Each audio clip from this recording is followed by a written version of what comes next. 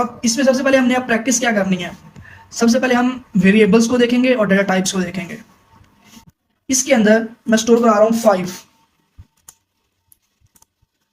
Integer type का लिया है 5 कराया, फिर एक इंटीजर टाइप का मैंने वेरिएबल लिया b, इसके अंदर मैंने स्टोर करवा दिया 6। अब मैं चाह रहा हूं कि एक वेरिएबल और लूं और उसके अंदर इन दोनों को प्लस करके मैं 6 और 5 को स्टोर करवा दूं। ठीक है, अब मैं इस पे ऑपरेशन परफॉर्म करता हूं। c इज इक्वल टू लिख रहा हूं मैं a प्लस b।